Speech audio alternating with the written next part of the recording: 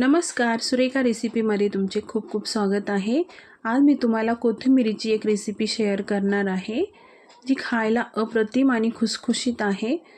चला तर मग वेळ वाया न घालवता आपण रेसिपीला सुरुवात करूया। मिक्सरच्या भांड्यामध्ये आपण इथे 9-10 मिरच्या, लसूण, 1 चमचा जिरे याची आपल्याला मस्त बारीक पेस्ट करून घ्यायची आहे। तर हे बघा, अशा प्रकारे आपल्याला याची बारीक पेस्ट करून घ्यायची आहे। आता पीठ मळायची एक परात घ्यायची आहे आणि त्यामध्ये मी 1 वाटी गव्हाचे पीठ घेतलेले आहे। त्याच वाटीने आपल्याला इथे अर्धा वाटी बेसन पीठ घ्यायचे आहे आणि 1 छोटी वाटी बारीक रवा यामध्ये आपल्याला टाकायचा आहे। रवा टाकल्यामुळे हा पदार्थ खुसखुशीत होतो आणि बेसनामुळे हा पदार्थ चवदार लागतो खायला। आता यामध्ये काही बेसिक मसाले आपण टाकणार आहोत। 1 छोटा चमचा मिरची पावडर, 1 छोटा चमचा आपण यामध्ये हळद पावडर टाकलेली आहे, 1 छोटा चमचा यामध्ये धना पावडर टाकायची आहे आणि टेस्टसाठी इथे आपल्याला चाट मसाला टाकायचा आहे। चाट मसाल्याऐवजी तुम्ही इथे लिंबाचा रसही यामध्ये टाकू शकता। आता 2 चमचे मी इथे तीळ घेतलेली आहे, ही तीळ पण आपल्याला यामध्ये टाकायची आहे। आता आपण जो मिक्सरला मसाला बारीक करून घेतलेला आहे, तो मसाला यामध्ये सर्व टाकून घ्यायचा आहे।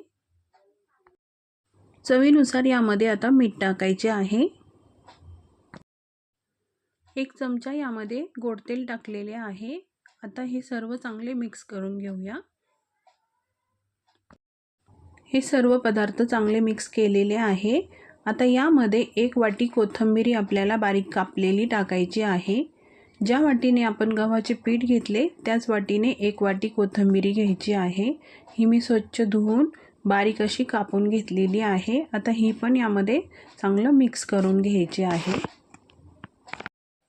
आता आपण मसाल्याच्या भांड्यामध्ये थोडंसं पाणी टाकून ते पाणी यामध्ये टाकून हे पीठ आपल्याला मळून घ्यायचं आहे।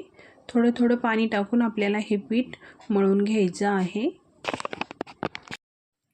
तर हे बघा, आपण चपातीसाठी जसं पीठ मळतो त्यापेक्षा थोडंसं घट्टसर हे आपल्याला पीठ मळून घ्यायचं आहे। आता आपल्याला हे पीठ 10 मिनिटांसाठी रेस्ट करायला ठेवायचं आहे। 10 मिनिटांनंतर आपलं पीठ हे मस्त मुरलेलं आहे। इथं हे बघा, आता यावरती आणखी थोडेसे मी 1 चमचा इतके तेल टाकणार आहे आणि पुन्हा एकदा थोडंसं याला आपण मळून घेणार आहोत। फ्रेंड्स, कोथिंबीरचा सीझन आहे, तोपर्यंत हा पदार्थ या पद्धतीने नक्की बनवा। खूप छान खमंग आणि खुसखुशीत हा पदार्थ बनतो। तर हे बघा, मी पीठ पुन्हा एकदा चांगलं मळलेलं आहे। आता या पिठामधला थोडासा भाग आपल्याला हातावरती घ्यायचा आहे आणि मस्त असा गोल उंडा आपल्याला बनवून घ्यायचा आहे। हे बघा, अशा प्रकारे। आता या पिठाची पोळपाटवर आपल्याला चपाती लाटायची आहे। यासाठी मी पिठाला दोन्ही साईडनी कोरडे पीठ लावून घेतलेले आहे या उंड्याला। आता आपण जशी चपाती लाटतो त्याच प्रकारे ही चपाती लाटायची आहे, पण चपाती आपण पातळ लाटतो, ही थोडीशी दडस लाटायची आहे। तर हे बघा, इथे आपली चपाती मस्त लाटून झालेली आहे। मी तुम्हाला दाखवते याची साईज। अशा प्रकारे आपल्याला लाटून घ्यायची आहे। आता घरातला 1 ग्लास घ्यायचा आहे आणि ग्लासच्या साहाय्याने आपल्याला याच्या अशा पुऱ्या करून घ्यायच्या आहेत। तुम्ही तुमच्या आवडीनुसार लहान मोठा करू शकता ह्या पुऱ्या। अशा पद्धतीने केल्या तर एका चपातीमध्ये 5 ते 6 पुऱ्या आपल्या तयार होतात आणि एकसारख्या होतात आणि पटकनही होतात। आता तुम्हाला समजलं असेल आपण काय बनवतो आहे, तर आपण कोथिंबीरीच्या पुऱ्या बनवत आहोत। तुम्हाला हवं तर तुम्ही 1-1 पुरी पण लाटून घेऊ शकता। मी अशा पद्धतीनेच बनवते, कधी पण पुऱ्या बनवायच्या तर पटकन बनतात। आता हे एक्स्ट्राचं पीठ आपल्याला काढून घ्यायचं आहे साईडचं। तर 1 पुरी मी तुम्हाला जवळून दाखवते। हे बघा, अशा पद्धतीने आपल्याला पुऱ्या लाटून घ्यायच्या आहे। आता हे एका ताटामध्ये आपण काढून घेऊया।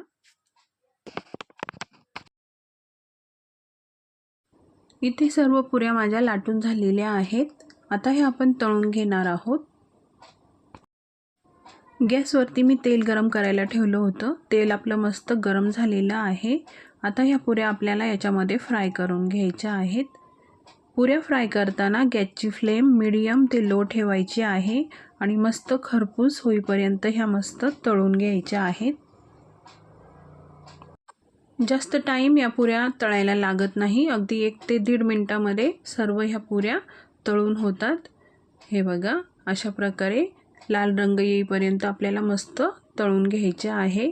या पुऱ्या जास्त फुगत नाहीत, पण खायला खूप खमंग लागतात. आता हे आपण पलटी करून घेणार आहोत. फ्रेंड्स, कोथिंबीरच्या वड्या, कोथिंबीरचे पराठे, मुटके आपण बरेच वेळा बनवून खातो, पण अशा पद्धतीने कोथिंबीरच्या पुऱ्या एकदा नक्की बनवून खा. कोथिंबीर खूप स्वस्त आहे मार्केटमध्ये. पहिली बॅच इथं आपली तळून झालेली आहे. आता ही आपण काढून घेऊया. आता बाकीच्या पुऱ्या पण याच पद्धतीने आपण तळून घेणार आहोत. तर फ्रेंड्स, तयार आहेत इथं आपल्या खमंग आणि खुसखुशीत कोथिंबीरीच्या पुऱ्या.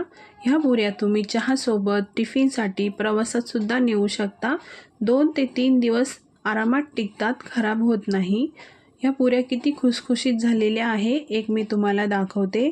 आतून पण खूप छान झालेल्या आहेत. हे बघा, किती खुसखुशीत आहेत त्या. तर या प्रकारे तुम्ही पण एकदा नक्की ट्राय करा. आजची ही रेसिपी आवडली असेल तर चॅनलला लाईक, शेअर, सबस्क्राईब नक्की करा. पुन्हा भेटू पुढच्या रेसिपीमध्ये. तोपर्यंत मस्त खा आणि मस्त रहा.